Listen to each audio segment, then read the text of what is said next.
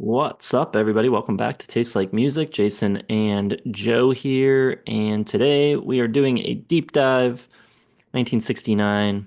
If you don't know, back in the early days of the channel, we did a series called Albums of the Year, where we picked our five favorite from each year, from 65 up to present day. But we felt like that didn't quite give us enough opportunity to talk about everything we wanted to talk about. Plus, we wanted to listen to more stuff and see if we could discover some things we weren't familiar with. So we've taken a couple months. We've listened to as much as we possibly could from 1969. Now we're giving our top 25s. We're going to go back and forth one at a time. You want to start? Yeah, sure. 1969 has got to be the greatest year ever for the organ and possibly orchestration. I've been totally, compared every year. But my gosh, the organ in 1969 is just incredible. I might have to do a whole standalone video, just the top five, top 10 organ lines, because they're amazing. They're everywhere. Some of it on my number 25. And uh, there's so many, again, bands with like 2 to 3 albums this year. It's a weird year. It's like the last year of a whole different era in popular music. So a couple of these might be surprising, and there might be some omissions that is a little surprising, but it's just how I'm feeling right now.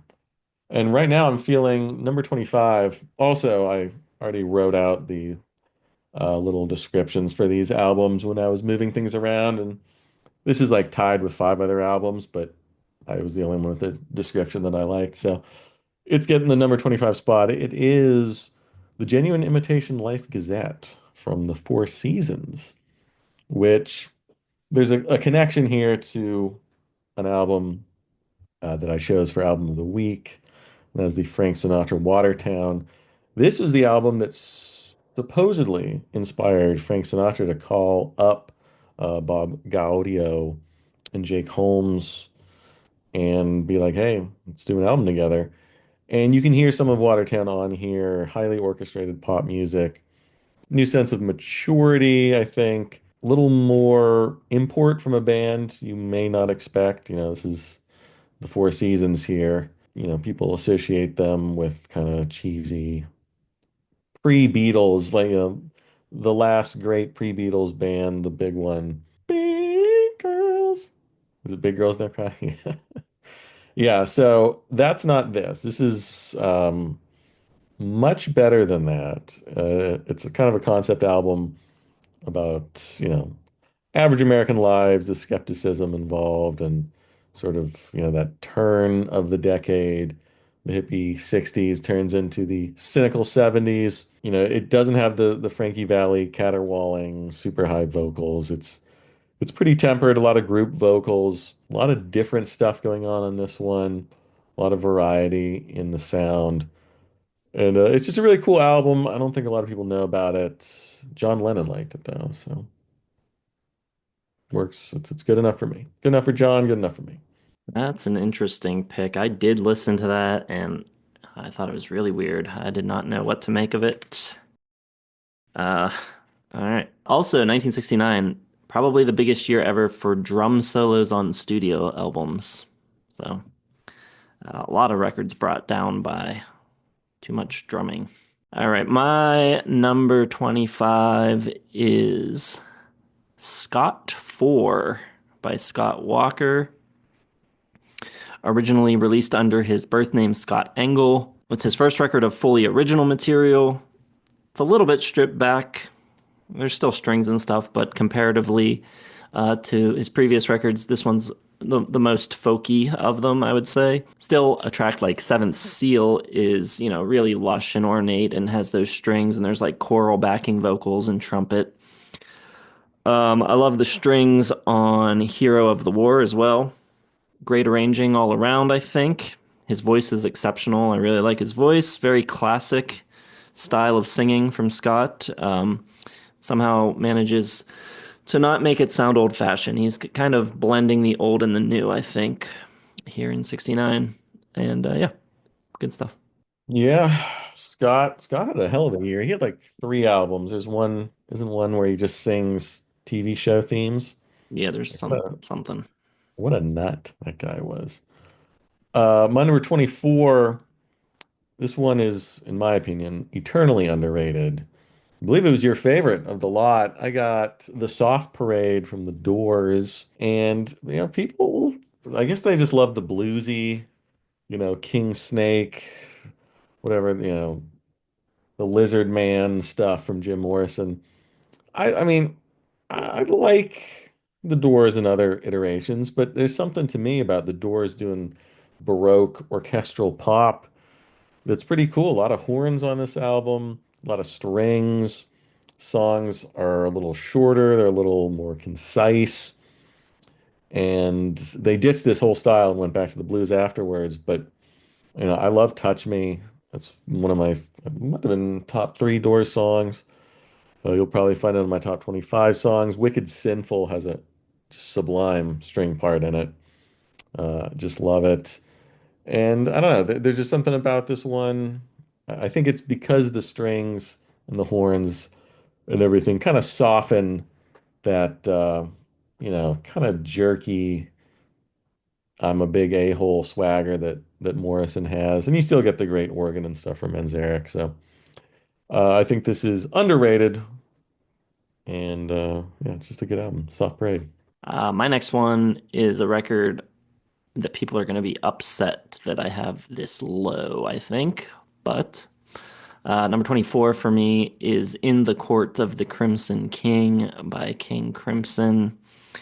I know a lot of people have this like top five, or some people will even have it number one. But uh, I think it's really good. 21st Century Schizoid Man is, a landmark track. I think it's foundational in the development of both prog and heavier rock music in general. My favorite tracks, though, aren't even that one. Like I Talk to the Wind and Epitaph, I think that both of those are incredible. Unfortunately, you do have Moonchild here. And sorry, a quarter of the runtime of the record can't be terrible. So for it to be truly like upper echelon, 4.5, 5 stars. So uh, it has to be 4 stars because of that, and it has to be number 24. However, the rest of it is excellent, and it's an important record. So yeah, here's where it lands. I think people will take that because I don't know if people were even expecting you to have it on the list at all. So I think people will be pleased that it even made it. And anyone who's covering for friggin' Moonchild, they're just liars. All the people who have it at number one or whatever, it's what, top five all time on RYM. They're lying to themselves. We'll see where it lands on mine. Number 23. I'm gonna go north of the border, and not the only time I'm going north of the border, but for this one, I'm gonna go with the band, self-titled Cosplay Americana album.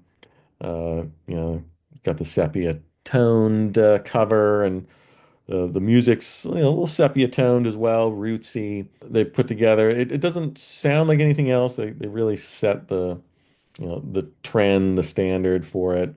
I know Elton John loved it, and based Tumbleweed Connection off of the whole. He did the Confederacy thing too, and the band does it really well here. I love the kind of funky carnival organ on Across the Great Divide. Up on Cripple Creek is a classic.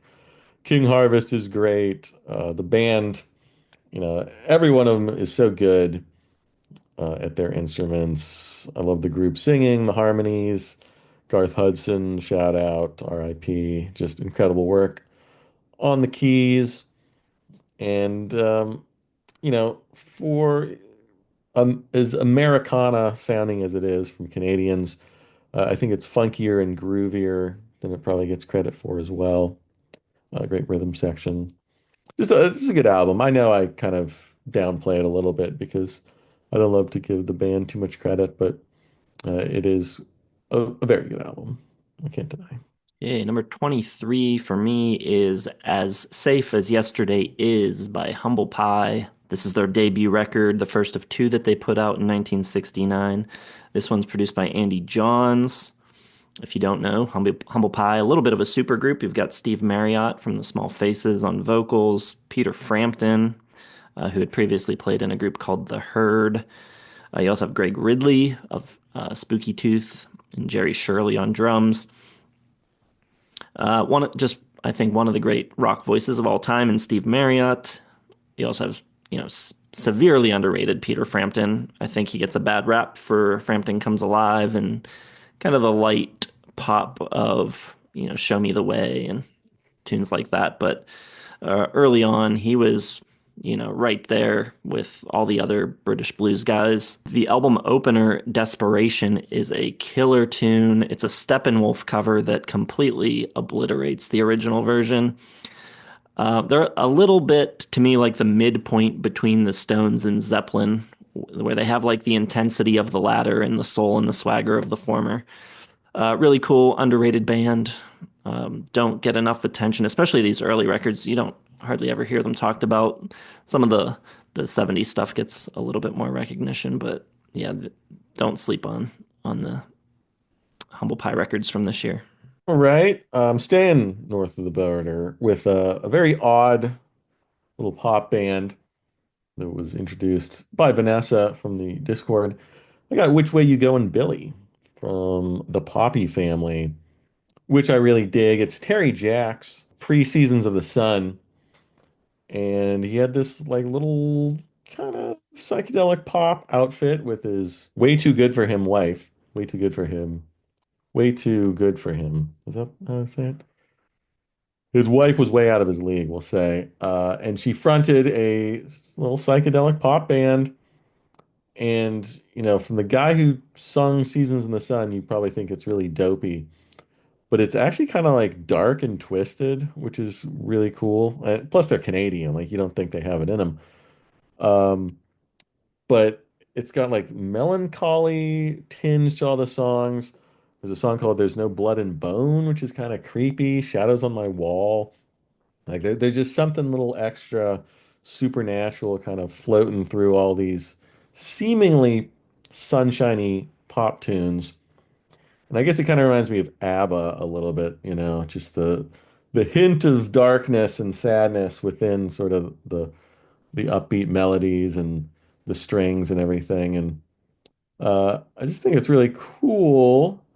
Two of these songs were sampled by Deltron 3030 on his album too, self-titled that we reviewed for Album of the Week, which is another connection.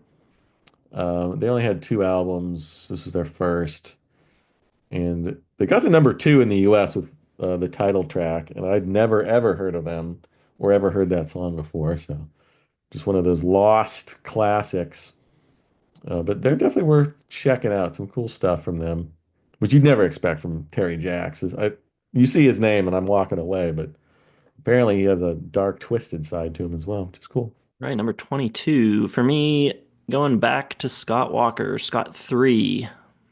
I like this one a little bit more than 4. I know some people consider 4 like his masterpiece. I don't know. I give the edge to 3, though. First of all, one of the greatest album covers of all time. I think it's just pretty much perfect. And yeah, I think just the sheer beauty of this record. I think the arrangements are stunning.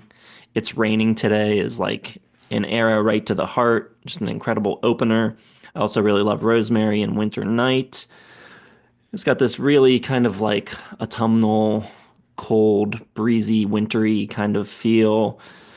And yeah, I think his singing here is just a touch above what it is on Scott 4. A lot of longing in his delivery on this record. And it's just kind of a little bit more of a lush sound, a little more reverb, a little more strings, and just, I don't know, a little more of everything I like in Scott. It's not quite as stripped away. So yeah, Scott 3, 4 stars. Okay, so I have not said where my stars are. Everything pre this album is 4 stars. Tried to get everything up to 4.5 stars, but as most years seem to be, there's just like a couple albums that are like right on the cusp. We can't quite get there. 21 is my first 4.5 star album, and it is the debut from the Allman Brothers band. self-titled, the Allman Brothers Band. This is just a great album. It's a great Southern rock album. Ass-kicking Southern rock driven by the immense undefinable talents of Dwayne Allman and Greg Allman and Dickie Betts and the whole band, Barry Oakley, Jai, Johanny Johansson, Butch Trucks. Just a killer lineup. And this album, I don't know if it's my favorite Allman Brothers, but it doesn't jam like the other ones. Like this is so much more concise. This is so much more focused. It has a couple covers. Spencer Davis one, Muddy Waters, Trouble No More. And it's short. It's like 30 minutes long. It's like everything you don't associate with the Allman Brothers. But it's just a really good album all the way through. And Whipping Post, the closer, it's one of my all-time favorite songs. That galloping opener with like the 11/8 time signature, that incredible riff, and then it kind of just drops away and opens up and breathes, and you got that incredible organ. Another just a killer organ piece in the year of the organ, 1969, and just some awesome guitar solos from Duane Allman. So yeah, it's just a great album. It's 30 minutes. It's easy breezy. Just rules. Right, number 21 for me is Harry by Harry Nilsson. Not my favorite of Nilsson's albums. In fact, it's probably my least favorite in his classic period, but still like a top 10 artist for me. So even his lesser stuff is got a good chance of making my top 25 lists. It leans very heavily on nostalgia, a lot of like Tin Pan Alley on this record and ragtime and show tune type of stuff. But it really showcases his prowess as a vocalist. His performance on Open Your Window is phenomenal. That is a song that would later be covered by Ella Fitzgerald. He's also got this really like delicate and nuanced delivery on City Life, which is another showstopper. This record also has, I guess, The Lord Must Be in New York City, which was one of his biggest hits. Definitely, at least up to this point, a song that he had written for Midnight Cowboy. The director was using Everybody's Talking in its place and had planned to switch over to this, but he didn't switch it. He kept Everybody's Talking in. So, but the song still became a hit. It went to like 34, I think, on the charts. It's a record that feels totally out of step with 1969. Nothing about this feels like the late 60s at all. That's part of what I like about it, and part of what I like about Harry. He was always doing whatever he wanted. He followed up the huge success of Nilsson Schmilsson with Jazz Standards record, and yeah, he just was always seemed like trying to sidestep what people wanted him to do. Great songwriter, great singer. All right, my number 20. This is just a good album. I got Stand from Sly and the Family Stone. This is their breakout album after Life, which I think was my favorite one when we did the deep dive. But Stand is just it's like a greatest hits, basically. Stand, I Want to Take You Higher, Sing a Simple Song, Everyday People, You Can Make It If You Try. Just loaded with hits. At least one of these went to number one. I think Everyday People. This was released right before their Star Making Woodstock performance. So they were just on a monster roll. It's funky, it's incredibly catchy. It's a cool multicultural coalition of black and white musicians. And it's just got a super unique sound to it. It's hopeful and upbeat, which this is the last time pretty much they would be hopeful and upbeat, but they tried anyway in the 60s, and then the 70s swallowed them up. But um, it just works. I think some people could say maybe it's too naive, and Sly was a little, pie in the sky with his racial harmony and everything else, but it was a great message and a great idea and a fine snapshot of the late 1960s. And then it all went to hell, but it worked. It worked on Stand.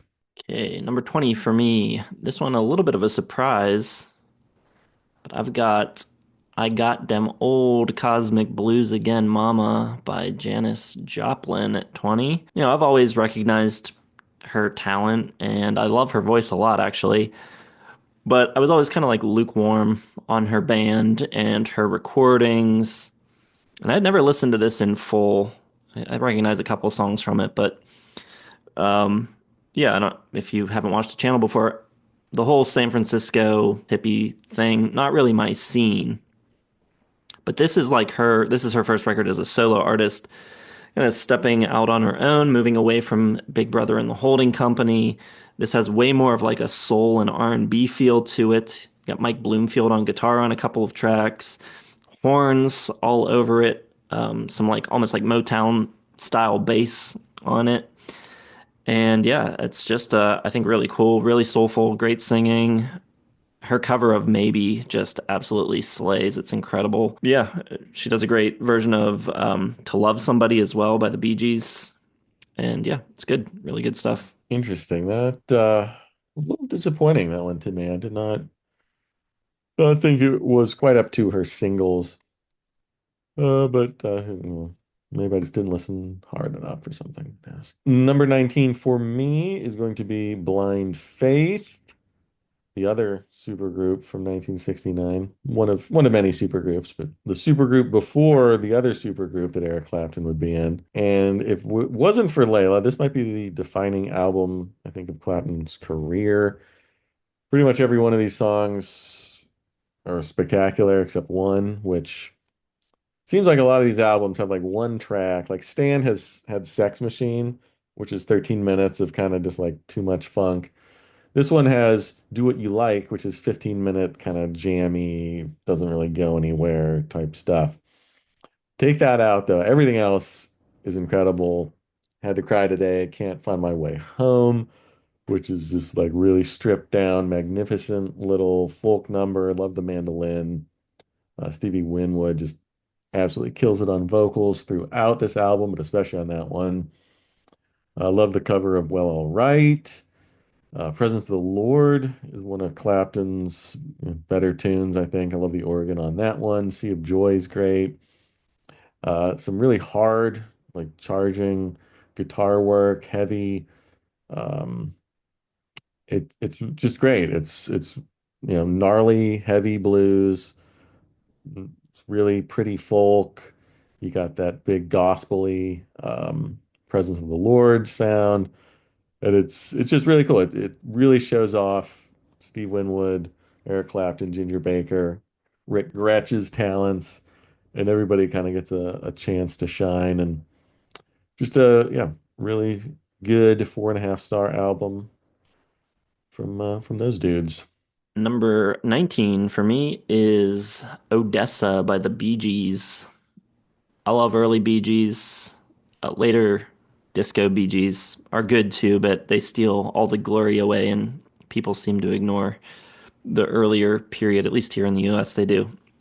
But this is a sprawling conceptual double album. One of those albums that wasn't that well received upon release, but now I think is rightfully seen as a great achievement. A lot of tensions over the direction during the making of this record. The guitarist Vince Maloney left the band after recording just 8 songs, and then Robin actually left the group as well over disputes about what the single would be. Obviously, he later rejoined. But man, there's a lot of good songs on this record. Black Diamond and Lamplight, I think, are quintessential Robin songs. His voice is so weird and quivery, and I don't know why I like it so much, but it's like I can't get enough of it. Marley Pert Drive, I think, is a nice tune with a little country feel to it. There's a little bit of a theme of that throughout the record, little bit of like country Americana going on. Give Your Best, that song introduced as a square dance at the beginning. Sound of Love, I think, is a really strong ballad as well. Yeah, and there's like I said, there's that country thing going on, but there's also like this little back and forth between that and like this Baroque pop sound. Probably not my favorite Bee Gees record from this period, but it covers a lot of ground, and you can hear a lot of different sides of the group throughout the record. You got to respect the ambition. I think it's for all the tension and different directions that people were pulling in. I think it comes together pretty well. All right, my number 18, I think probably the most obscure pick you will hear on this countdown, hopefully, possibly. I got Electric Black Man from Eric Mercury, who was a black man, but he was from Canada, which would probably explain why he didn't get any love from the American audiences. Very, I mean, it's got a very cool psychedelic soul sound, some Stax stuff on there. Stacks like instrumentation, dashes of orchestration, some really cool psychedelic, overdriven guitar, which you don't really hear too much on albums like this.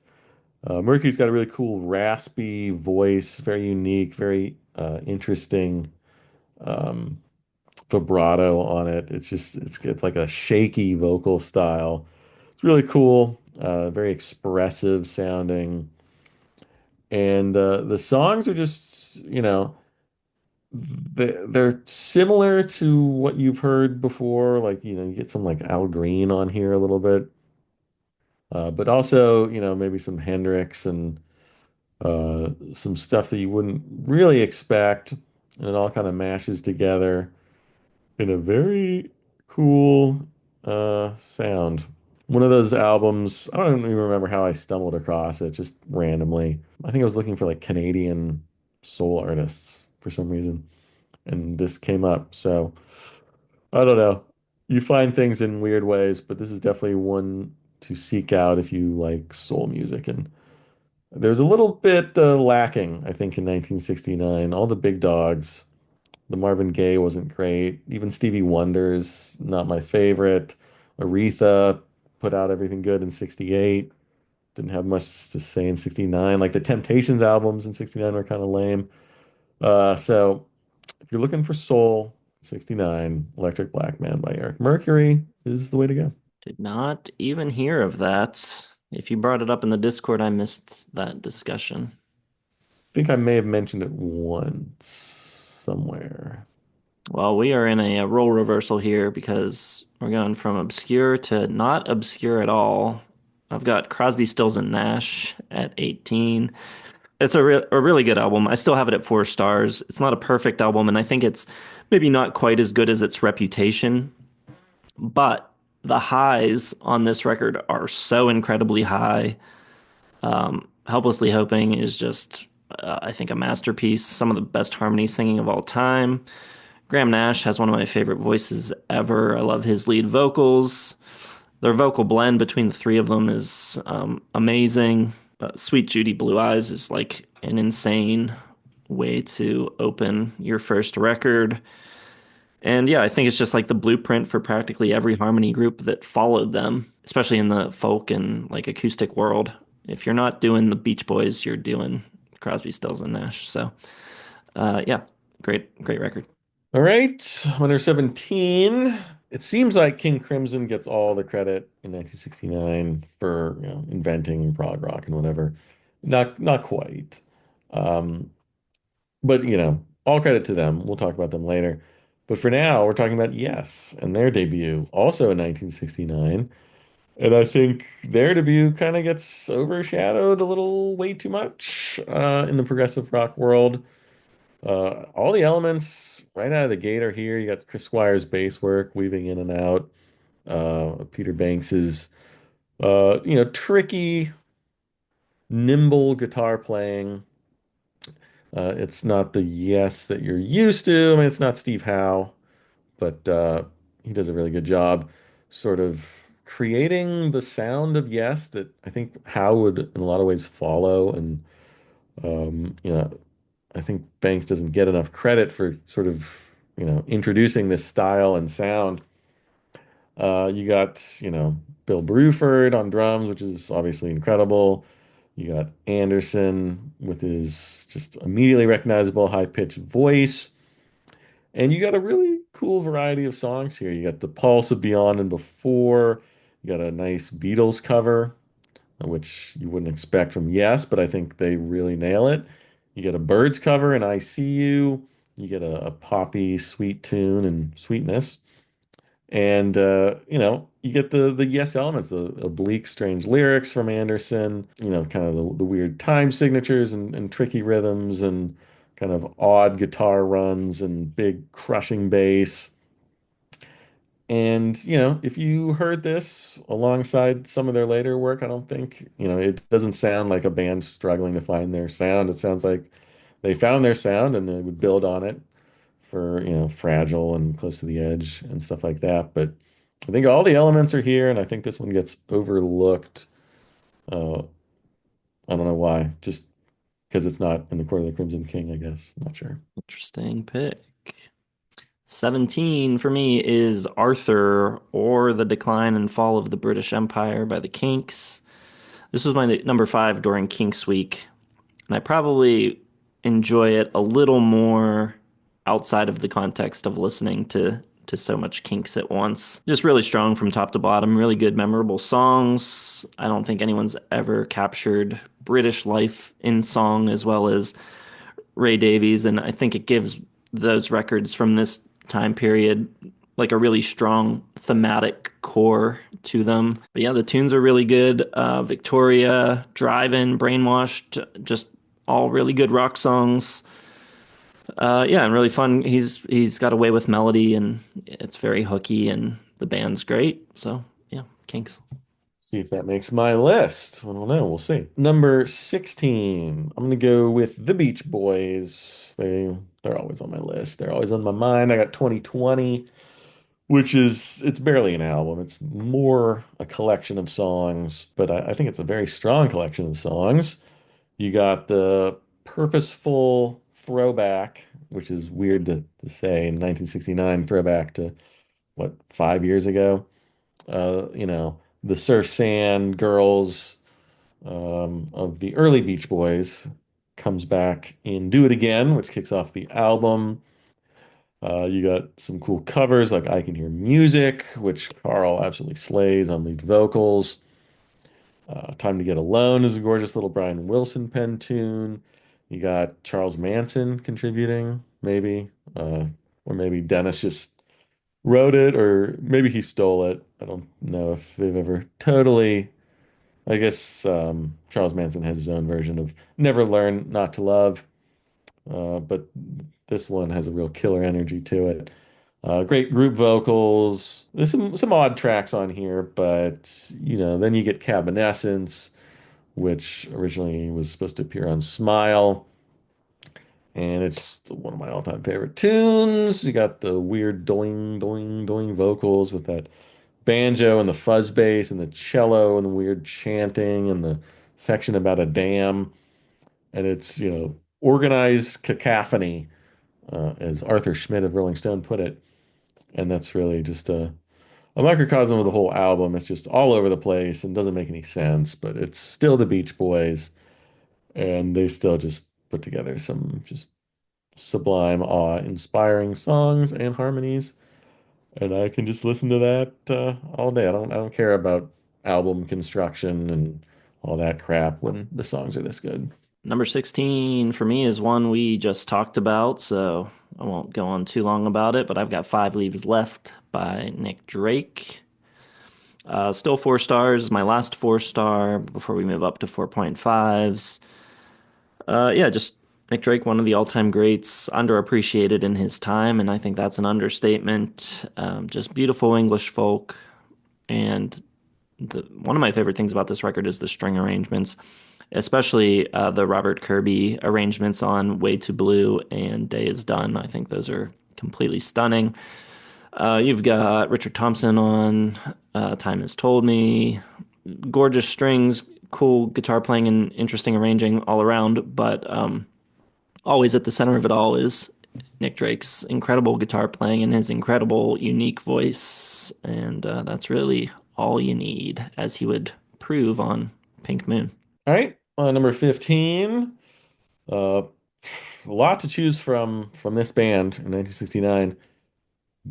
And this seems to be the least popular choice, but I'm going to go with What We Did on Our Holidays by Fairport Convention. This is their second album, the first with the marvelous, peerless Sandy Denny as the lead vocalist. And it's funny because in 1969 they had 3 albums, each one progressively sounding more and more British. This one coming at the beginning sounds the most American. They were more into American folk, and then they transitioned into the British folky, sort of traditional tunes by Legion Leaf. But here, on what we did on our holidays, some more original stuff, some more kind of American sounding folk. You got a Bob Dylan cover. I'll keep it with mine. You got a Joni Mitchell cover, Eastern Rain. You got Fotheringay by Sandy Denny, which is one of her best original tunes. You got some great Richard Thompson original tunes in No Man's Land, Book Song, Meet on the Ledge. Um, I don't know. People seem to like them covering the traditional stuff better, but I like the originals. I think the originals are better than the covers. This is, the prototypical British folk band featuring some of the greatest players of the era of all time. Richard Thompson on guitar. You got Ashley Hutchins on bass, Simon Nicol on guitars. It's just a killer lineup. Sandy Denny, obviously, vocals, piano. And it's just great. It's a great mix of the American and the British. Super just lovely folk tunes played perfectly by a great band. So lots to choose from Fairport Convention in 1969. And I'm sure we'll see lists with two and maybe even three albums from them on them. Okay, number 15 for me, up to 4.5 stars now. I have First Take by Roberta Flack. I think it's just an incredible merging of soul and jazz and gospel and blues and folk. It kind of reminds me a little bit of like what Bill Withers would also do. The album, I think, if I read this correctly, was recorded in just 10 hours, which is unbelievable. You've got the legendary Ron Carter on bass, plays an incredible iconic bass line on Compared to What. And the record is just full of all-time great vocal performances. Our Ages or Our Hearts, the first time ever I saw your face. Her cover of Leonard Cohen's Hey, That's No Way to Say Goodbye is also phenomenal. And the record, for being a debut, it has just an insane amount of confidence. And I think all of it appears to be deserved. It's just a force. Interesting. Interesting. Very interesting to see that on here for you. That's 4.5 stars. Oh, okay. Cool stuff. We got some lots of variety so far on our list. Not too many in common. Here's one in common though. This was your 25. It is my 14. I got Scott 4, which following Scott 3, he decided to release under his own name, like you said, and just bombed, completely bombed for a dude who was like on top of the world 2, 3 years ago to have an album not even chart. It's just kind of wild. But that was Scott Walker. He just, I don't know, his whole career and life just doesn't make any sense. But that being said, Scott 4, I think, is a really great album. And it's really sort of lifted by its big tunes, I think. The Ennio Morricone kind of inspired Seven Seal to kick things off. Hero of the War. The Old Man's Back Again, sort of his take on the Cold War. Get Behind Me. I think as a whole, it doesn't have the consistency of Scott 3, which really anchored to that, orchestral sound. This one's, it's folkier, it's more contemporary. There's more guitar and bass and drums. And it's a little more uneven. There's a couple songs on here that I don't remember even how they go at all. And I'm not really interested in hearing them, but I will listen to the album for the Seventh Seal, Hero of the War, Get Behind Me, Old Man's Back Again, and be totally fine because those songs are just so unbelievably good. It's a little scary what he could do with that baritone voice.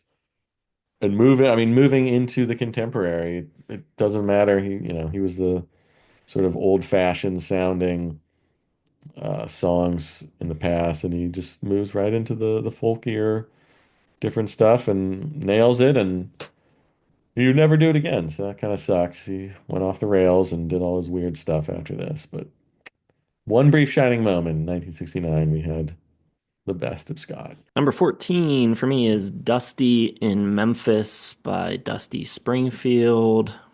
Like Roberta Flack, this is like an expert blending of genres to create a singular sound.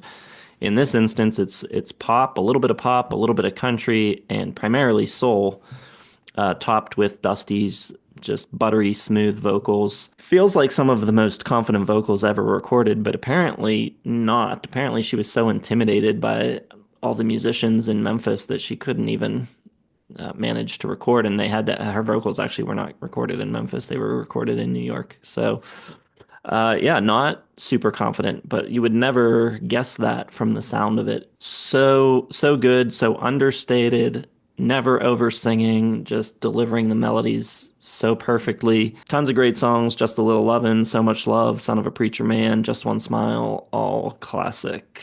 Yeah, it's a good one. Um, Number 13, this one really rose for me. I don't even think it was in my top 25, and it kind of just not even on my mind as a possibility. But I kept listening to it, and it just kept getting better and better. I got a salty dog from Procol Harum, who just keep managing to end up on my list on all these deep dives. Made it in 74 and 73 and now here in 69. This one, it's a concept album of sorts, not like a full-on Tommy concept album, but kind of like the band's Americana. This one is English nautical themed. So not like the band at all, but um it has a core, a theme to build around. And I think the band does a really great job of committing to the sailor's life. A lot of variety. You got multiple singers. You got Gary Brooker singing a song. You got Robin Trower singing a song. You got Matthew Fisher singing a couple songs. And you got like the big orchestral A Salty Dog, which is one of the first, I think their first tune to really mix the full-on orchestra with the rock. You got the simple folk numbers and some bluesy stuff from Trower, and then you got like the big progressive stuff, Lighter Shade of Pale, Aping, Pilgrim's Progress, and just another great organ album. Matthew Fisher, phenomenal organist, all over this album. He produced this, and then he quit the band for whatever reason, kind of putting an end to the classic first run. But just some really cool stuff on here. Not we when we did the Procol Harum deep dive, I liked it, but it didn't quite hit for me. But this time, 1969, it does. It's all over the place, but I don't know, just sounded really good to me this time. Okay, my number 13. I'm sure some people were wondering if this would even make my list at all, but I've got Everybody Knows This Is Nowhere by Neil Young, famously ruined for me by our deep dive. Have had no desire to listen to Neil Young since we listened to all 40, however many it was at the time, albums of his in 2 weeks. That was rough and has kind of left me over Neil Young. But, you know, it's hard to deny the greatness of this era of Neil. And this kind of kicks off that great run that would go into the 70s. It's kind of where he established his own unique brand of guitar heroics as well. And, you got classics like Cinnamon Girl and Down by the River and Cowgirl in the Sand. And yeah, it's too good to be denied. 4.5 stars for Neil. Wow. I'm shocked to see that on your list. And I'll just spoil alert, it didn't make my list. So that's doubly odd. And the one song held it up for me. I forget which one. Down by the river, maybe, or whatever it is. Whatever it's called. The long one that doesn't do anything. Down by the Rivers, classic. I don't know. I don't remember, but it missed out. It was one of the tied with Four Seasons at the bottom there that I've had enough Neil. I don't need to put him on here. All right, number 12, another album. Well, God, it's just all these albums could be even higher. And I think you alluded or just flat out said, maybe on the Discord, that a couple tracks on here hold it back. I got the self-titled Chicago Transit Authority from 1969. And you take away the freeform guitar of freeform guitar, and I'd probably get it to 5 stars. It's 4.5 now, but it's kind of right in the middle of the album and just kind of puts a big old pause on my listening enjoyment. But the rest of it is fantastic. Terry Kath, his brilliance is amazing on guitar. Questions 67 or 68. That opening, like Hornet, the Flight of the Bumblebee style guitar runs are really impressive for 1969. The jazzy arrangements, tricky chords, and endless ingenuity on display throughout the album is just great. All the horns and the Latin rhythms and everything. A really cool sound. Some hard stuff too. The riff on Southern California Purples is just phenomenal. Absolutely killer standard blues progression. It's morphed into something greater thanks to Kath's guitar work. Got some really, fun poppy numbers. Does anybody really know what time it is? I'm a Man's pretty darn catchy as well. It runs a little long and there's some kind of noodly stuff. Probably trimmed down from a double album, but I still dig it. It's just fun to hear all the great players playing. And yeah, I don't know if it's the best display of Terry Kath's guitars, but some of the stuff on here is just really impressive. Hey, number 12 for me, another big name outside of the top 10. I've got Let It Bleed by the Stones. My number 4 favorite Stones album during our Stones week has some of my all-time favorite Stones songs on it. Gimme Shelter is incredible. Mary Clayton delivering one of the all-time great goosebump moments in all of the history of rock music.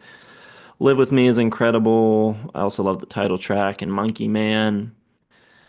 However, you also have songs that, not that I would say they're bad songs, but things like Love in Vain and Country Honk, and you got the Silver, which I don't think are quite as strong, although I do appreciate that they provide a little acoustic relief in the middle of all the rock tracks. But yeah, I don't think the quality of song is quite like at 10 the whole time. I think the record kind of ebbs and flows in quality a little bit more than most Stone fans are probably willing to admit. It's kind of like the Crosby, Stills and Nash record that I was talking about, where the highs are just so high, just some incredible moments, and it's the Stones, so yeah, it's great stuff. And it's the sign of a good year when something like that isn't top 10. I guess I was all wrong about you because I just expected like no Neil Young, no Rolling Stones. Like I thought you were just gonna shut out all of these. I would have loved to have shut them out, but couldn't come up with that many 4.5s. The darn shame. My number 11, a name.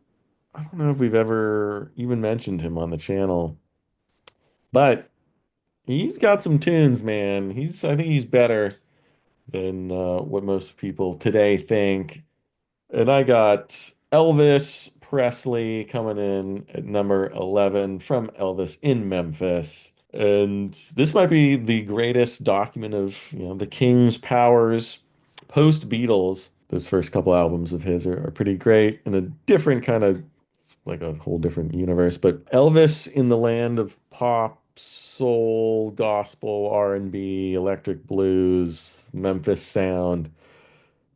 He kind of does it all here. It came after his big TV comeback in '68, and he went out to Memphis. I guess he got permission from Major Tom to, leave the bunker or whatever. Went to Memphis, recorded with a whole new band, and they absolutely kill it. You got tunes like In the Ghetto, Only the Strong Survive, some incredible performances, like the opener wearing that Loved On look. Long Black Limousine's awesome. They do a killer version of Gentle on My Mind. And I don't know, Elvis is uncool, but I really kind of like the way he sings. Every time I hear an album like this, my appreciation grows. You hear the sweat on Elvis's brow, working so hard. The grit and the passion just comes straight through the microphone. Got the high energy backup singers, the kick-ass band. I just think it's great. I know he's not cool, but I can't listen to something like this and not just be like blown away. And if the bonus tracks were on here, Kentucky Rain, Suspicious Minds, which are not included in the original album, whatever, I know, doesn't really matter. But I'll go with the original 10 tracks, I believe. So it's not going to get to 5 stars, but it's close. You throw Suspicious Minds on here, and it's a 5-star record, but I'm going to go with a real high 4.5 in lieu of those bonus tracks, which were cut from the same sessions, but all these albums could have been just better. All these 60s albums missing out on like the big singles, and it drives me wild, but oh well. Yeah, that's a cool pick. I thought that might make my list until I went and made my list and it just missed out. Number 11 for me, this is where I've got A Salty Dog by Procol Harum. Ooh. Yeah. Uh, yeah, they're interesting. Like, they're not a band I ever really think about or like, but you put it on and you're like, damn, this is good. And yeah, I enjoyed the deep dive of them. They were a band that I wasn't familiar enough with at the time that we did the deep dive, and I came away from that with all four of their first four records at 4.5 stars. Here, they round off some of the edges of the earlier records in favor of like this really well crafted, kind of moody blues esque proto prog sound. Great songs. Brooker's got really soulful vocals that are fantastic. Trower's vocals on Crucifixion Land, I think, go toe to toe with Brooker's. I think he sings really well. Interesting that he didn't really sing in his solo career and brought in a vocalist because he's got a pretty good voice. I think they're a really cool, unique band. All the organ and orchestration work really well. The nautical themes. But yeah, I think what really seals it for me is the vocals. Brooker's singing is just very good. So, Salty Dog 11. All right, number 10, another one we have in common. Might have a lot more in common from here on out. The practically perfect in every way. In the Court of the Crimson King, from King Crimson. You're going through this album. You got the absolute powerhouse, 21st Century Schizoid Man as the title track. The opener, just an absolute, I don't even know how you would have felt in 1969 putting that on and just getting walloped in the face. A brutally hard riff, that weird vocal effect on Greg Lake's voice, the kind of freak out jazzy sections. It's so good. And then you get more of the progressive elements with Epitaph, and I Talk to the Wind. And then you get Moonchild, which sort of just slams the brakes on the whole proceedings for what, 12 minutes of just noodling. Like, I could take it if it was just like noodling in an interesting way, but it's so quiet and like nothing's happening that it really just tests the limits of my patience, of any normal person's patience. I'm still going to give this album 5 stars because everything else is basically perfect. Greg Lake is one of my favorite, singers ever. He's just such a powerhouse delivery. Doesn't really feel like a prog singer. He's just like, I don't know. He's got so much power. He's not really arty in that way. And Robert Fripp, just one of my favorite guitar players. Michael Giles, great drummer. Ian McDonald's, he's filling in all the horns and all the weird stuff to make it, something a little greater than I think a normal album from a normal rock band would be. It's got that jazz element to it. And it's got one of the greatest album covers of all time. It's just like everything is perfect except for that 12-minute free Jazz Odyssey right in the middle, smack in the middle. But I mostly forgive it. So still 5 stars, top 10, the Court of the Crimson King. My number 10 is going to be Led Zeppelin 2. One of my lesser favorite Led Zeppelin records, but that's just how good Zeppelin was. It's kind of a weird record in that, like, if I look at this track list, um, comparatively to Zeppelin, if I'm in the mood for Zeppelin, I'm trying to decide which Zeppelin record to listen to, this one's almost never getting picked just because I like all the other ones so much more. But at the same time, you compare it to just any other band, it's really good, phenomenal, in fact. And yeah, again, another one of those bands where like you can't even imagine hearing them in '69, just blowing the doors off with their arrival. And highlights for me here, oddly, are like "Thank You," I think is one of the highlights here. One of the quieter moments on the record. And I also really love Heartbreaker, Into Livin' Lovin' Maid, I think is great. It's Zeppelin. Every band member is one of the best at what they do. So it's great. All right, here's my highest charting new listen of the whole darn 1969 period. At least I think it was a new listen. I've listened to some of his stuff before, but for whatever reason, I never made it back to Hot Buttered Soul by Isaac Hayes, which just kind of blew my mind a little bit. It is awesome. It is lush and seductive. Obviously, it's Isaac Hayes. Soulful, funky, has two of the best covers, I think, ever. Um, Walk On By, the opener, which just complete transformation of, it's a Goffin King tune, and he completely transforms it into just something completely different. Um, it's incredible. The strings on it are absolutely awesome. Some awesome organ on it. Isaac Hayes' vocals are just phenomenal. So cool. Um, and then by the time I get to Phoenix, which is 18 minutes and 42 seconds, and I think first 5 or 6 minutes is just talking, just setting up this story. And it's just, it's a Jimmy Webb tune that's just completely reimagined and transformed into something completely different. Um, and there's only 4 tracks on the whole album.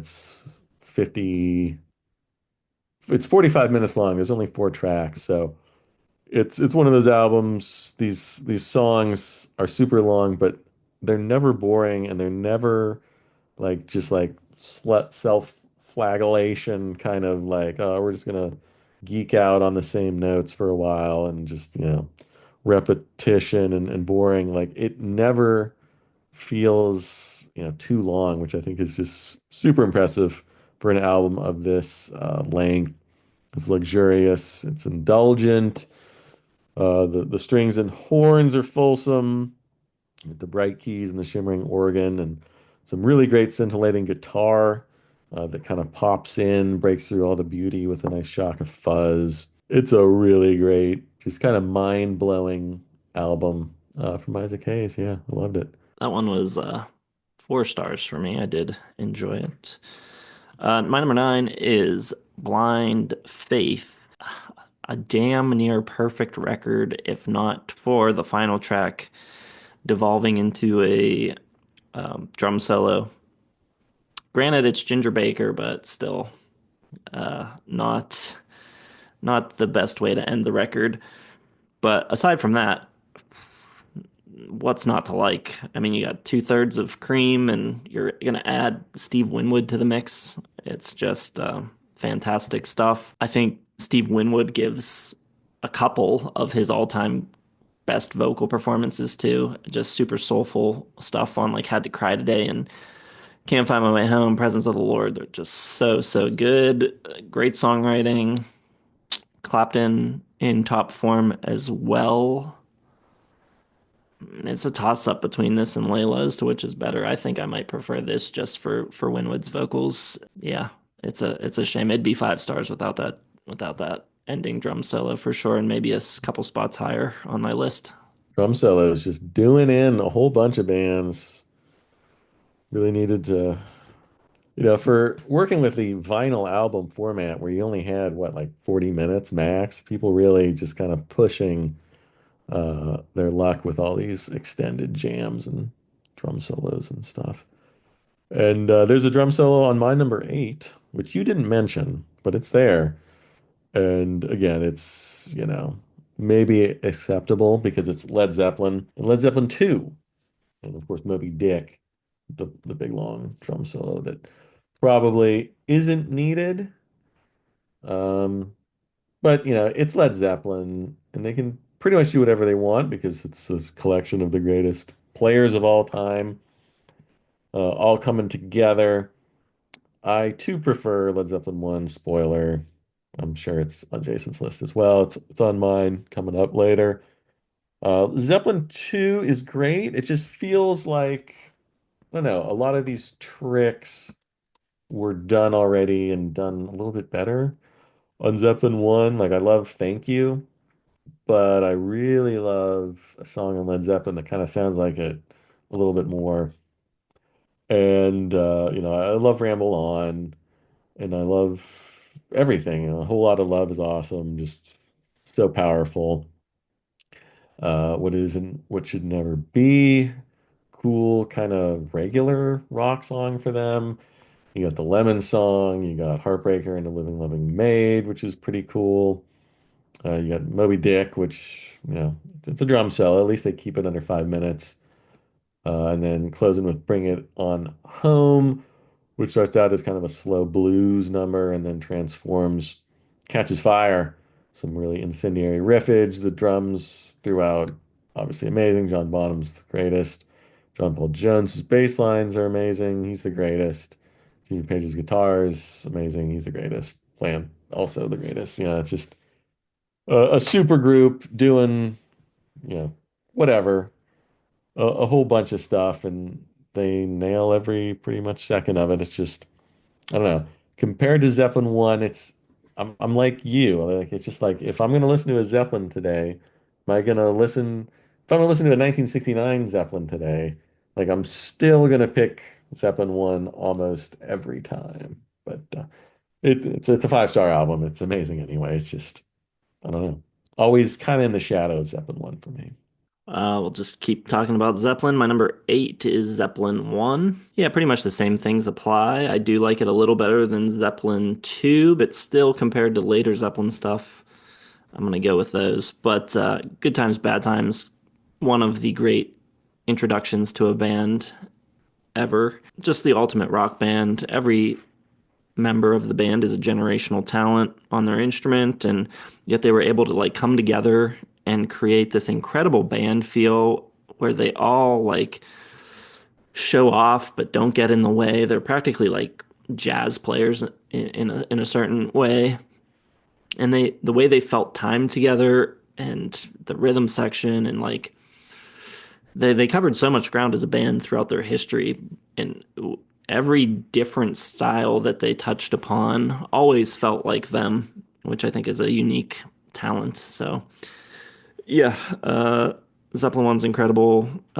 Just kind of reinventing the blues, and it's interesting when you think about like when you're young and you're being taught about the history of rock music. People, the elders would tell you how much they revolutionized and changed things and like blew things wide open. But then when you start digging around in these years, you're like, electric blues stuff was happening before this. They didn't invent this. Why? Why did it change things so much? But then you put it up against some of those records side by side, and you can hear it. It's totally a step above. I'm at 4.5 stars still for a couple more records. Wow, you really hate the 1969. Shocked. Shocked. My number seven, another one in common. I got Dusty in Memphis, from Dusty Springfield. And you pretty much already talked about it. I didn't know that she couldn't sing the vocals in front of the band. That's kind of hilarious considering she's just like one of the greatest singers of all time. But I guess a little self-conscious about it. Um, don't know why, because her vocals, it's like serene and seductive and smoky, and she's got incredible range, and she's got an incredible lower register. But like you already mentioned, she's choosy about when she unleashes like her. I don't even know if she ever unleashes her full power. She's like careful not to put it out there, all the time. A song like Son of a Preacher Man, like she's really holding back pretty much the entire time, just relishing each word with this wistful kind of sighing nostalgia, which is refreshing. Like she's not a big belter. She doesn't go, maximum vocal power the whole time, which is really cool to hear. Um, and paired with just an amazing band, amazing musicians, the Memphis stuff, the Stack stuff, but also a bunch of orchestral pop and some, soul and R&B and um, I think more styles than maybe you'd think from an album just called Dusty in Memphis, but um, everything they do is great, and the song choices, the covers, just spot on, and the transformative stuff, just classic stuff. It's great. Right. My number seven, one of the great finds for me of the dive. It's Town and Country by Humble Pie, their second record of the year. This one described as more pastoral, which I guess a little bit. There's some acoustic guitar and it opens with an acoustic track, so it gets that label. But yeah, I think it just shows a little more range and creativity than their debut did. The opener, Take Me Back, is so good. And then you get Steve Marriott coming in on the next track, bringing the swagger on the sad bag of Shaky Jake. The Light of Love brings in some like Eastern Beatley influences that really kind of remind me of um, Big Star, what they would do on number one record, the way the vocals sound and just the kind of vibe of that track. Cold Lady is incredible. You got Jerry Shirley, the drummer, playing some Wurlitzer. I love Peter Frampton's Only You Can See. I think the record might dip a little in the back half, keeping it from 5 stars for me, but the first half of this record is completely stunning, was a total revelation to me. And Steve Marriott, man, so, so good. And I think, I don't know, like, I always hear people rave about Steve Marriott, and Small Faces stuff never quite does it for me. I think it's like his voice is clearly amazing, but I don't know, the songwriting on the Small Faces stuff just isn't quite there. And I think that's what makes the difference here. I think that the songs are really good, really interesting, um, interesting production choices, arrangement choices, and it just allows him to like fully blossom as a vocalist. Super, super underrated record, I think. Very interesting. I think I listened to that, and I don't know if yeah, I listened to both of the first Humble Pies from this year. I liked them. I think Town and Country was better, but certainly not ahead of Led Zeppelin. It's a little kooky. Um, well, number six, I'm gonna go with the Stones, Let It Bleed, which is just a great album, and I've gotten over Country Honk being on the album instead of Honky Tonk Women, and finally come to peace with that. You put Honky Tonk Women on here, and it challenges my number one for the top spot. But as it is constructed, it is still phenomenal. Opening with Give Me Shelter, one of the greatest tunes of all time. Just, the sound of the 60s ending and the cold, dark 70s. Um, it ends with You Can't Always Get What You Want, which sort of a little bit of hopefulness maybe in there. And inside, in between the margins, surprisingly low key in spots, bluesy and unhurried. You got a Keith song on, you got the Silver, which I think is a really lovely performance. I think this is some of the best guitar work you'll hear from him. I love all the acoustic stuff. It's not a big maximalist pop record. There's some, surprisingly sparse instrumentation, surprisingly uncomplex tunes. I don't know. It's just cool. It's just a different sound for the 60s, just them stretching their legs. And then they give you what you want with Gimme Shelter. You can't always get you want. Monkey Man's a friggin' just kick-ass tune as well. But I think inside the margins there, there's some cooler stuff, some low-key stuff that really just shows off all the versatility of the Stones. All right. My number six is another record that people are going to be mad that I have so high, and especially above Zeppelin, but I do not care. I will defend this record to the death. I think the songwriting and the pop sensibilities and the melodies on this thing are top tier. I've got Canned Wheat by the Guess Who. It was originally in my top five. It's another record. If it wasn't for the 11-minute drum solo at the end of it, it would be a perfect record in my book, and it would probably be number two for the year. Just brilliant pop songs. No Time, Laughing, and Undone. The hits are some of my favorite hits of the entire decade of the 60s. And the album cuts, I think, are just as good. Of a Dropping Pin might be my favorite of the whole record. And yeah, I think the really only problem with it is that drum solo. And I think, unfortunately, I think the record was a little rushed. They had a hit from their previous record, These Eyes, so they were pressured to get something else out quickly. And so I think they maybe didn't quite have, 40 minutes worth of A material, so they you have that obvious filler at the end. But what they did have was just incredible. And Burton Cummings, so underrated. I put him right there with Steve Marriott and Your Plants, and just one of the best male vocalists of the era. Maybe didn't have the longevity and continued songwriting greatness that maybe some others did, but in this moment, yeah, he's as good as anyone, and yeah, it's a great record. I did doubt that one a little bit, but it is a very, very good album. It was right outside the top 25, which I listened to Wheatfield Soul too, and that one was kind of like, but the step up on Canned Wheat is pretty significant. Yeah, not quite top, six for me, but it's pretty cool Canadian rock album.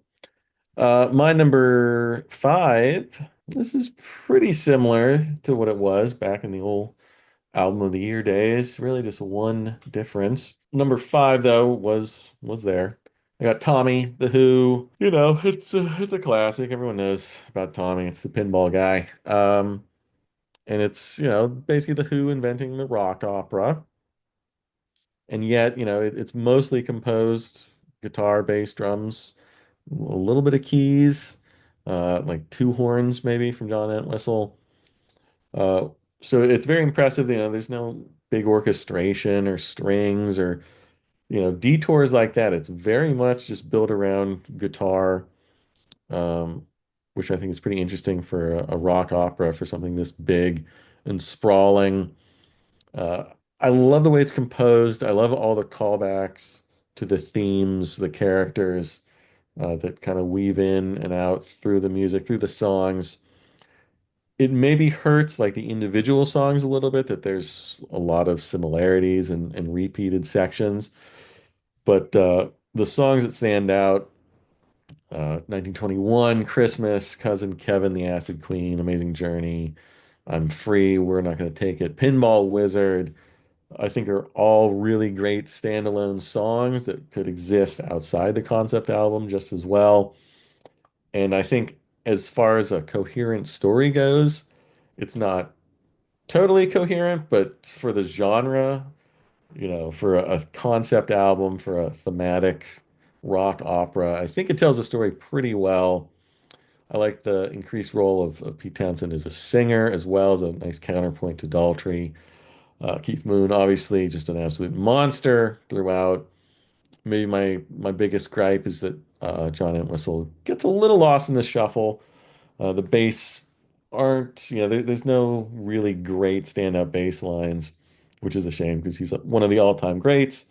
But it is an amazing musical journey, and I think it deserves its lofty spot at the tops of whatever list of great rock albums, rock operas, concept albums, all that. Okay, my number five is one that I suspect you will have. I've got The Gilded Palace of Sin by the Flying Burrito Brothers. Cosmic American music, one of the defining country rock albums of all time. You've got Parsons, Hillman, Etheridge, and Kleinow. Aside from being one of the great country rock albums of all time, I also think it's one of the great pedal steel showcase albums of all time. Sneaky Pete is bringing it on this record. And just so many good songs. Christine's Tune, Hot Burrito number one and number two. Wheels is great. You also get some incredible covers like Do Right Woman and Dark End of the Street. The big regret of Graham Parsons week is that we didn't get to talk about this record, which I think this is the definitive Graham Parsons record. I like this more than either of his solo records, or I like this. Yeah, I think this is the best thing he ever did in his lifetime. Hot Burrito number one might be his definitive performance as a vocalist. Just incredible. And yeah, those covers that I was talking about too, Do Right Woman and Dark End of the Street, have some incredible, like really soulful, uh, just great vocal performances. So yeah, if you like country rock, if you like Graham Parsons, if you like the Byrds, any of that stuff, this is must listen stuff. Yeah, I'll probably be talking about that soon. Not yet, though. Number four, maybe the album I've spent the most time with of any year in the past couple of years. It's top five for sure. It's got to be Scott 3. In my mind, the superior Scott. Just, maybe solely because of the cohesive nature of everything. Um, it's just such an interesting album that'll just worm its way into your brain. Like I think about this album all the time. And it starts with a cover, like you said, one of the great covers of all time. That just the picture of the makeup, the done up eye, kind of I don't know if it's like wide-eyed in horror in, whatever state of being this woman is. And you got kind of Scott in the middle, just kind of lounging there, and it's either like super creepy or super like I don't know, like debonair. It's hard to tell. Like there's this razor's edge of like he's either killing all these women that he's singing about or like just sad because of the breakup. And the first time I listened to it, I was like, he definitely murdered every one of these characters. And I don't think that anyway anymore. But there's this darkness and this like real world take on Frank Sinatra is what I always come back to. It's sort of like Frank Sinatra without the Vegas and the casinos and the fun-loving women and the whiskey and everything. It's like the real world application behind all of that. The hangover the next day. There's an eeriness to it all, and just the concept and the execution, I think, just makes it a little bit better than Scott 4. It's Raining Again with that creepy, dissonant orchestra just going like the whole time. Just it just sends the song, which could be sort of a bland pop number, in just a completely different direction. Rosemary's got these kind of grotesque lyrics. I love the Jacques Brel covers, especially Funeral Tango. I think he just kills that one. The lyrics are a hoot, and he sings it so convincingly. And yeah, there's just like this icy chill to the whole thing, a sense of something, not quite right, something, I don't know exactly what it is. It's hard to put your finger on what it is. But yeah, this album has just sort of taken over my psyche. for the past couple of years, and every time I listen to it, I hear something new and unrealized, and that's why it's in the top five now. All right. Did I say Humble Pie was my great discovery of the dive? If I did, I lied. It's Nina Simone and piano. I've always enjoyed Nina Simone, really like her as a singer and as an artist, and unfortunately, throughout my um, exploration of her catalog, I hadn't yet found like a go-to record that I thought was like lived up to her talent. And she's got two records in '69. I forget what the other one's called, but I listened to that one first. That seemed to be like the quote unquote normal album, and this was like the difficult one that I probably wouldn't like as much. And the other one was okay. It was about what I expected. Obviously, she's a very good singer and a great uh, interpreter of song. But this one is just her and a piano, as the album title implies, and it just knocked me out. I think it's incredible. It's completely raw. There's obvious mistakes left in, just like total clams on the keyboard, just hit the wrong note. And there's moments where her vocal pitch is a little off, but none of that matters. It is just really powerful performances, prodigious piano playing, and imagine some of the piano playing that she's doing is so incredible that like I can't even believe she's singing and doing it at the same time. It's unbelievable. The vocals just unreal, soul stirring stuff, and yeah, incredible song selection. She owns every one of these tunes that she does. She does. I think it's Going to Rain Today by Randy Newman, and just completely owns it. It's unreal. Probably too low at number four, honestly, but it's still new to me. So yeah, maybe next time we do this, it'll be a little higher even because it's just amazing. Wow. All right. Well, it's cool. It's cool to have new stuff, things you didn't expect to be there. I already got those out of my way, out of the list. It's just the classics now. Number three, Gilded Palace of Sin, Flying Burrito Brothers. You already said it all. Um, I love it. I love Parsons' vocals so much. They're so soulful.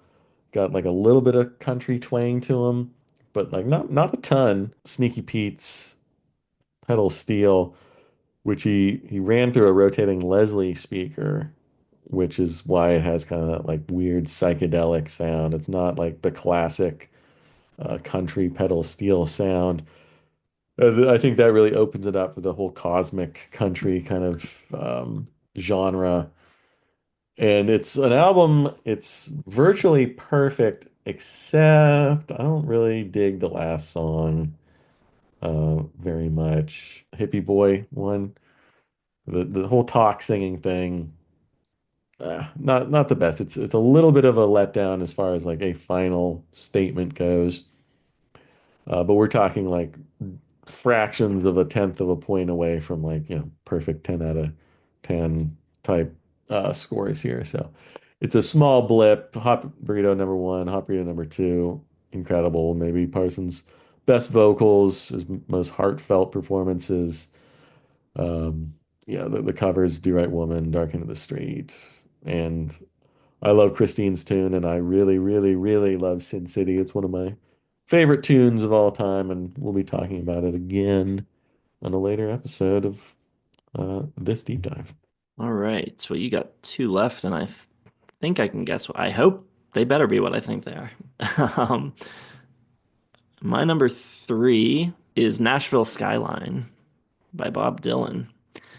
A bit of an outlier in Bob's catalog in more ways than one. The criticism I think that you most see leveled against it is that it's a bit of a slight record in terms of like subject matter. It doesn't deal with like the weighty subjects of his early work. And it also doesn't really have that like expressionistic poetry of the Electric albums. It's really straightforward. It's short, and he's also quite noticeably developed this new crooning vocal style. But that's all the reasons I love it. I think he gives a ton of space to all of these amazing Nashville players. I think, it could be an instrumental album almost. You can just listen to the players on this thing. It's that good. But it also shows a different side of Bob Dylan, like his ability to make a little bit of like a vibe record where the songs themselves kind of get out of the way a little bit and it is more about melody, a little bit about storytelling, about the mood and about the musicians playing and the sound of his voice. And yeah, it's, I think, an interesting development in the discography of Bob Dylan. And I wish there was another record or two like it. He doesn't really sing like this anywhere else except, I guess you could say, like Self Portrait, which is not in the same league of record. So, yeah, this is like the one really good record like this. So, if you don't know it, check it out. Underrated. Nashville Skyline. I wanted to get Nashville Skyline on my list, but I can't give a spot on my list to an album that starts with the Girl from the North Country and Nashville Skyline Rag. You take those away, it's like 16 minutes, 20 minutes album. Very good album, but not quite. It was right on the outer edges of the top 25. Still no Dylan has made any of my lists lately. It's tough. It's like right there. We'll get him on eventually. Obviously, my number two and one is going to be either, yeah, well, you know it is. Number two, though, is going to be Zeppelin 1, which you already talked about. They blitz through and reinvent, I think, the electric blues, hard rock, possibly invent metal with Communication Breakdown, which Black Sabbath would steal for Paranoid. They acknowledge that they just ripped it off, and it's just one of the building blocks of metal. So you got to credit Zeppelin there. I think it's the rare supergroup that was better than its parts. Usually the supergroups come together and it's like, oh, this isn't as good as his record or his record, his record. But um, everyone on here, just the way they mesh and come together and just play off each other is incredible. The instrumentals, must have been a revelation for 69. And I think maybe the most, I don't know, it's not the reason it's still, revered to this day, but I think the production and the sound of this album, it's so good. Jimmy Page was such a good producer. It sounds so clear and modern, and like there's no traces of like the 60s at all. Like this is, you know, future looking stuff. This is future proof type of music. It's always going to sound incredible. And I think that's really a big part of why it's stayed revered and, as influential and as highly rated as it has. And I just love the songs. I love Babe, I'm Gonna Leave You, the way they transform it from uh, Joan Baez's version of the Annie Bredon song, the quiet, soft, the seething intensity of the verses, and then just the explosion of the choruses. And you don't get anything like that on Zeppelin 2. And I think that's kind of why I hold Zeppelin 1 a little higher. It's that, it's Communication Breakdown. It's Your Time Is Gonna Come with that just perfect, sublime organ intro. And there's a couple bluesy numbers that, are transformed, and people usually hold that as like the reason it's not their favorite Zeppelin, just because, maybe a couple too many blues covers. But I think they do a great job of, reinventing and reinterpreting and transforming it all. It all sounds very much focused and together, and, there's no like weird little songs that don't fit with the whole. It's just this powerhouse of a record, and yeah, it's number two for 1969, one of my all-time favorites. Number two for me is The Band with The Band. And yeah, one of the great bands of all time at their absolute peak. Rest in peace to Garth Hudson, the final member of the band to pass away, died a couple weeks ago now.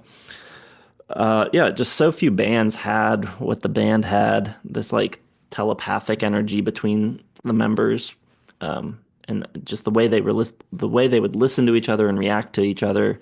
I think was really rare. And Levon's drumming is so unique, and uh, I think they were all really unique. And I don't think there's a lot of players who played like any of them. And I think they had this really sort of singular vision of American music, with four-fifths of them being Canadian, but just a unique band that no one else really did what they did. And I still don't really think any band has really replicated what they do or what they did. And so many great songs on this record: Across the Great Divide, The Night They Drove Old Dixie Down, Up on Cripple Creek, Whispering Pines, Rocking Chair, Unfaithful Servant, King Harvest, I think are all among their best tracks. And just with so many standout tracks, I mean, you could argue, certain tracks from Big Pink are better than the ones that I just listed, but I think just putting all of those together, I think elevates it above Big Pink for me. I think it's the best thing they ever did. And yeah, one of the best of 1969. Well, I'm assuming we have the same number one. Otherwise, it would be the upset of the millennium, decade, whatever. Decade, millennium. What's longer than millennium? I don't even know. The Millennium is longer than a millennium. That ended in 1999, of course. Number one, obviously, it's Abbey Road because it could be no other for 69. And I think, this is my favorite Beatles album. And I think it is just the most memorable album ever made. Like every single song is so unbelievably memorable and immediate and an earworm. And it's just, I can't think of any other album that has such strong melodies across the board from three, different songwriters. Even, the worst songs, Octopus's Garden, and, people don't like Maxwell's Silver Hammer. I love Maxwell's Silver Hammer. I think it's a friggin' masterpiece. Um, they're so catchy and they're so inventive and interesting. And the band was, I guess they, obviously they were falling apart, but they managed to pull this out. They managed to come together and just bring out all these incredible songs. Lennon with Come Together, I Want You, because it was really interesting, not quite as psychedelic stuff, but very much the Lennon I think that we know from his solo career, starting to get into that mode. McCartney brings just perfection with Oh Darling, Maxwell's Silver Hammer, the Abbey Road Suite, which is, I don't know, like four or five of his best tunes, all, in one.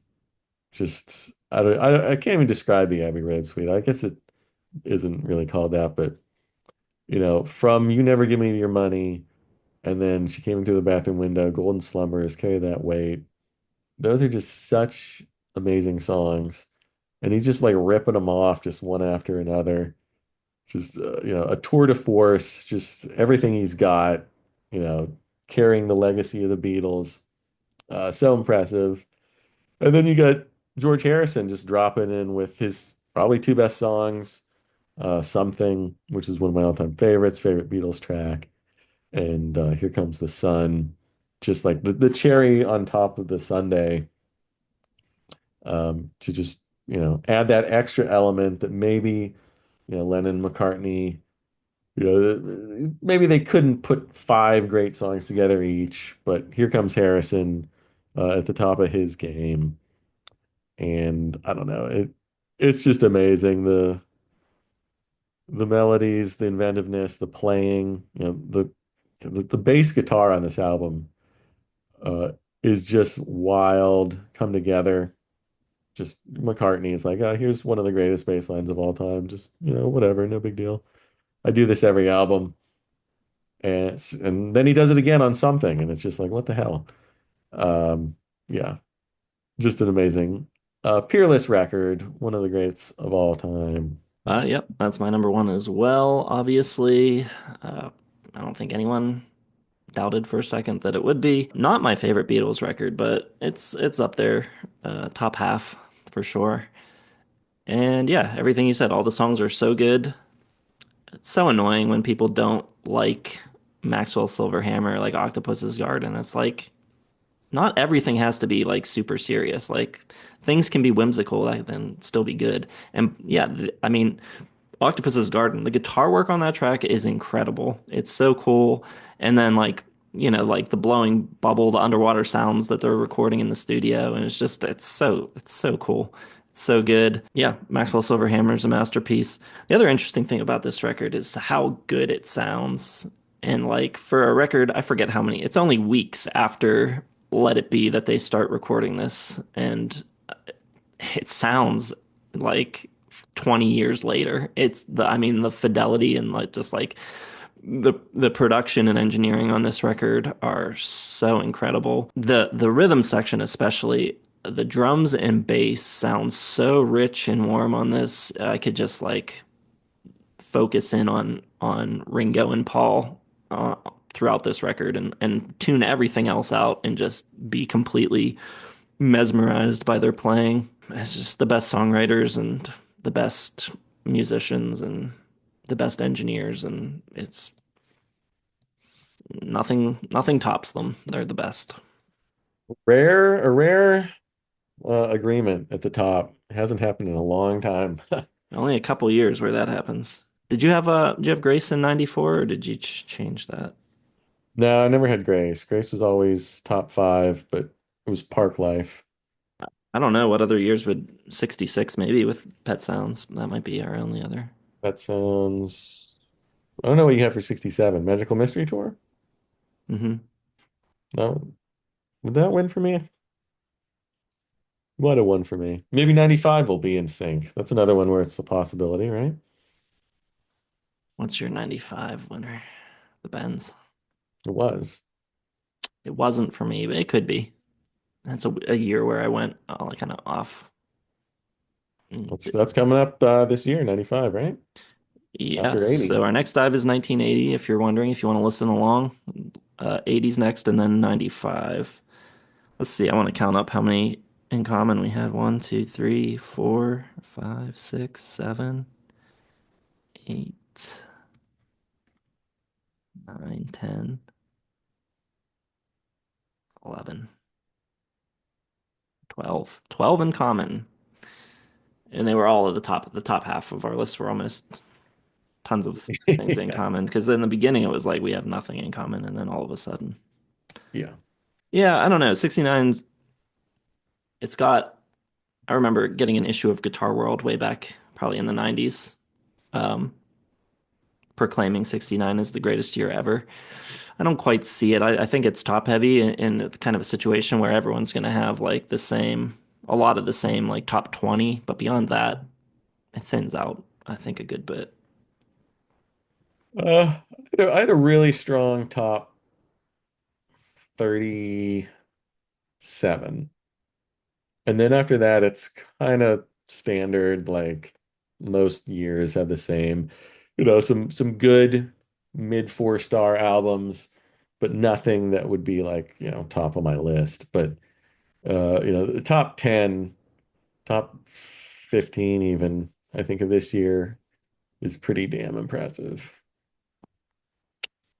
All right. Well, let us know what you think of 1969. Drop your thoughts and your list in the comments. Let us know what you think of our list. Hit the like button, subscribe, hit the bell for notifications. We've got a record for sale. Produced a record for Nordista Freeze. You can go buy it at tastelikerecords.com. There's a single out now. There's a second one going to probably be out by the time this video comes out. So check those out. Thanks for watching. See you in the next one.